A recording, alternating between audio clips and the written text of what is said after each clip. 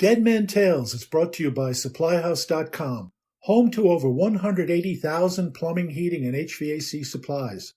SupplyHouse.com launched their official app for pros on the go, bringing everything you need right to your fingertips. This fast shopping experience offers the ability to manage safe carts, scan barcodes, and quickly reorder products. Download the SupplyHouse.com app today on any Apple or Android phone for fast shopping on the go. From HeatingHelp.com, it's Dead Men Tales. I'm Dan Holohan. When I met Thomas Engel in Sweden on November 28, 1990, he said to me, "The paths of life are frequently this strange." He said this after mentioning that if a shoe factory had been present in his vicinity at the time he invented PEX, we would perhaps today be walking around on shoe soles made of cross-linked polyethylene. But it was chickens, not shoes, that put PEX on the map.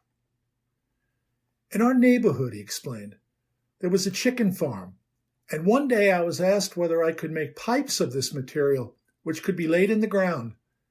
In this way, the hens would have a larger amount of heat and would lay more eggs. Chickens. Gosh. In 1965, he continued, I was together with various scientists of the Phillips Petroleum Company in Bartlesville, Oklahoma, and we were discussing the cross-linking of polyethylene. It was possible at that time to cross-link polyethylene by means of highly active radiation. The problem, however, lay not only in the extremely expensive and somewhat dangerous equipment, but also because this method of cross-linking was feasible only for wall thicknesses of up to 0.5 millimeters. The important uses for cross-linked polyethylene would, however, always be for thick-walled parts, having a wall thickness of more than 10 millimeter. I began my studies using an extruder, and I very rapidly found that this technique was not feasible. This was followed by lengthy experiments with laser beams. Finally, I decided in favor of a compression method with intermolecular friction, telling myself that the cross-linking of the molecules would have to be easier if I could heat them rapidly and bring them closer together by high pressure, so as to then cross-link them in the presence of a catalyst. Years of intensive research followed, finally culminating in success. The result was a handful of glittering white plastic, which came out of the autoclave. With this small treasure in my pocket, I flew back to Phillips Petroleum in the U.S., where we carried out analysis. We found I had actually obtained 97% cross-linking, and as a result, the thread-shaped chains of molecules connected directly to each other. We heated the polyethylene, and the plastic simply would no longer melt into a shapeless mass. The joy was immense. But what was to be done with this new plastic? And into what could it be fabricated? Thomas Engel then explained how he traveled from one chemical company to another in the hopes of selling a license. But the answer was always the same. That's marvelous, they'd say. But what are we going to do with it? Enter the chickens, just strolling down the path of life. They led Thomas Engel to Wurzbau, which is now Uponor, and to the laying of pipe under the turf of Olympia Stadium in Munich for the 1972 Summer Olympics. Another first. The first OPEC oil embargo followed in 1973, and we began to look at low-temperature hydronic radiant heating as a way to save energy. Thomas Engel had no advanced degrees. In fact, he never even finished high school. At 19 years old, he walked out of the American POW camp at Ingolstadt, Bavaria. He worked as a dishwasher, drove a taxi, labored in a furniture factory, and in construction. And then he began to experiment with polyethylene, which he had read about during his years as a prisoner of war in an American magazine. This led to his invention of Engel method PEX. He went on to get 120 patents, but preferred selling rights or licenses to his inventions rather than becoming a manufacturer. He was a millionaire before he was 30 years old. His licensee in the UK during the early 1950s was a collector of A.L. Breguet timepieces.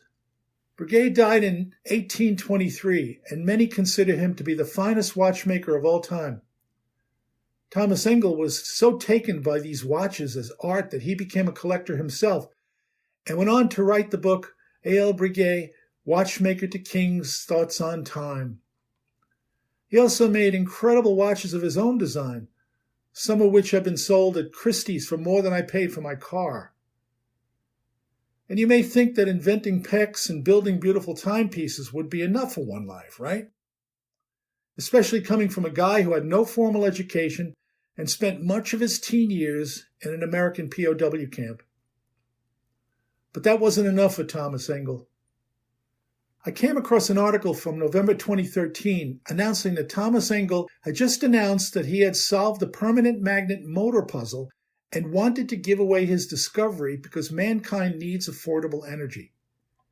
His motor is spinning in Lucerne, Switzerland to this day. Lucas Weber, the article's author, wrote, "During the 3 hours we were there, his motor was chugging along quietly. There is no noticeable development of heat. The motor obtains its power from neodymium magnets. These are the strongest permanent magnets known. Neodymium is a rare earth element much used in electronics. Engel's idea is that it should be possible to convert that power of the magnets into rotary motion.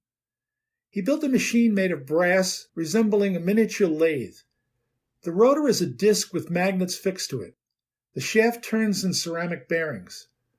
A disc magnet fixed at the correct angle and distance from the rotor, but which Engel is able to rotate, Engel calls it the mirror, can affect the rotor magnets. There is attractive and repulsive force, depending on the orientation of the pole. The rotor can be set in continuous motion as long as the mirror keeps rotating. The mirror's rotation regulates the speed of the rotor. The mirror hangs in a kind of outrigger. 2 electric wires connect to the lower end with crocodile clips. There is a tiny electric motor that rotates the mirror. So it isn't possible to do this without electricity altogether? No, Engel says, it needs only 8 milliamps at 9 volts. This is only a control mechanism. The power at the shaft is much greater. The rotation is about 400 RPM. It is difficult to stop the rotation by grabbing the shaft. The output felt that the shaft is clearly greater than the input needed to give the impulse. Of course, measurement was only done with human sensors. Mr. Engel would like to do more experimentation with the number of magnets and their form, but he says he lacks the strength for further development. The inventor's reaction to the question of whether his motor is a perpetual motion machine is somewhat resentful. There is no such thing, he says. Mr. Engel is convinced that his machine uses the enormous energy which is inherent in quanta, those inconceivably small components of atoms first described by the physicist Max Planck in the early part of the last century. He therefore calls his machine a quantum deviation apparatus. Some things are still unclear for the inventor himself. He says it has to be further developed, and he next wants to attach a small generator to the shaft and show that his motor delivers more electricity than is needed for its control. If he could do that, we'd really have some sensational news.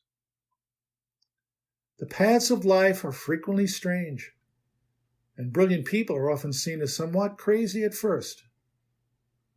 But they're also often right. Thomas Engel came to the end of life's path in April 2015. He was 88 years old, and I feel blessed for having been able to spend a few hours with that remarkable man. And although he's gone, his motor continues to spin. It is now up to others to figure out why and how. And isn't life delicious? Hey, if you like that tale, please share it with others, and if you haven't already, please subscribe to this podcast. I have many more Dead Men Tales for you. Thanks for spending some time with me. I appreciate you.